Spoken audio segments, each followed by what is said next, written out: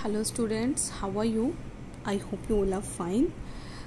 Today we will do the worksheet 1 starting from the sum number 1. Mark a point in your notebook and draw a line passing through it. How many lines can you draw passing through this point? Okay so क्या करना है आपको. Firstly you have to mark a point in your notebook. सबसे पहले आप एक notebook पर अपना पॉइंट बना देंगे. Firstly mark the point.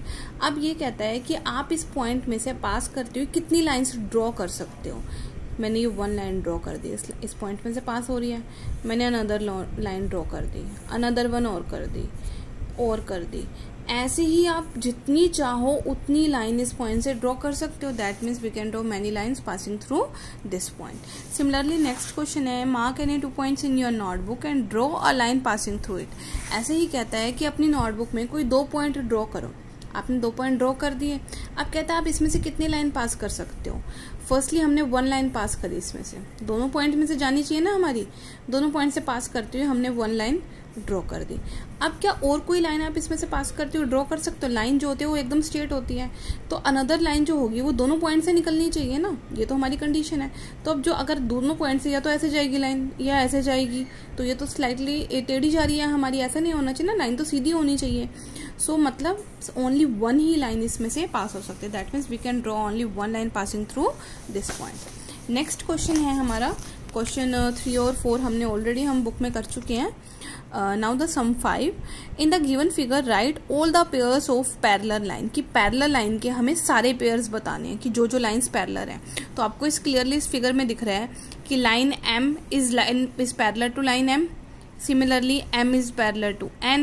Similarly, L is parallel to N. Parallel का आपको पता है जिनके बीच की डिस्टेंस सेम होनी चाहिए और जो कहीं पर भी जाकर मीट ना करे. क्लियर है. So these are the parallel lines. Now the lines whose point of intersection is E. Point of intersection आपको पता है कि जहां पर 2 लाइन एक दूसरे को कट करती हैं. अब कहता कौन सी लाइन है जो E पॉइंट पे कट कर रही है. तो आप E में से देखो. E में से एक तो लाइन ये जा रही है, इस लाइन का नाम क्या है R, और एक लाइन ये जा रही है, इस लाइन का नाम क्या है N. That means N and R intersect at the point E. Next one. 1 set of 4 collinear points. Collinear point की डेफिनेशन हमने की हुई है ना, जो एक ही लाइन पर हमारे 4 पॉइंट्स होते हैं. 3 या मोर देन 3 पॉइंट्स होते हैं. तो कोई भी 4 पॉइंट्स हमें 4 पॉइंट्स का सेट बताना है जो कोलिनियर हो.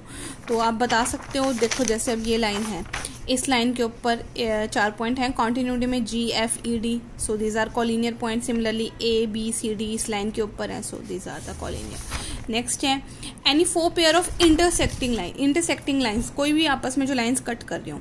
आपको दिख रहा है लाइन T है वो R से कट हो रही है, इंटरसेक्ट हो रही है ना D पॉइंट पर. So that means T and R are intersecting line. Similarly जो लाइन N है वो R को कट हो रही है, तो N and R are intersecting line. Similarly N and T are intersecting lines. Similarly M R को कट कर रही है, L R को कट कर रही है. तो इसको लिखने का वे जो होता है वो आप ये ध्यान रखना. जैसे मैंने पहले भी देखो पेयर्स में लिखे हुए हैं. L और M पेयर में थे तो कॉमा से कर दिया मैंने उसको सेपरेट और एक ब्रैकेट में डाल दिया. देन जब मैं नेक्स्ट पेयर बताने लगी तो मैंने सेमी कॉलन लगा दिया नेक्स्ट पेयर बताने के लिए. ऐसे ही इसमें ध्यान रखना आप. क्लियर है. फर्स्टली जैसे मैंने L और R का बताया कि L और R इंटरसेक्ट कर रही है, कॉमा से सेपरेट कर दिया. देन मैंने सेमी कॉलम लगा दिया नेक्स्ट पेयर को बताने के लिए L और T. क्लियर. ऐसे ही next question. The point of intersection of M and T. M और T कहाँ पर मीट कर रही हैं. तो M और T का आप इंटरसेक्टिंग पॉइंट, M लाइन ये वाली है हमारी और T लाइन हमारी ये है, तो दोनों कहाँ कट करी हैं B पर. So point B is the intersection point. The point of intersection of R and T. R हमारी ये जा रही है और T ये जा रही है, तो कहाँ कट करी है D पर. So point D. Next question. Question number 6. A, B, C यानी 3 पॉइंट. कोई भी 3 पॉइंट है प्लेन में. इनको हमें ज्वाइन दैम इन पेयर. इनको पेयर में हमें ज्वाइन करना है. How many line can you get. You can get A, B, C are collinear. अगर हमारे A, B, C कॉलिनियर होते हैं मतलब एक ही लाइन पर होते हैं, तो A, B, C को हमने एक ही लाइन पर अगर ड्रॉ कर दिया तो हम कितनी लाइन पास कर सकते हैं. We can draw only 1 line ना. तीनों में से पास करती हूँ तो सिर्फ एक ही लाइन निकल सकती है.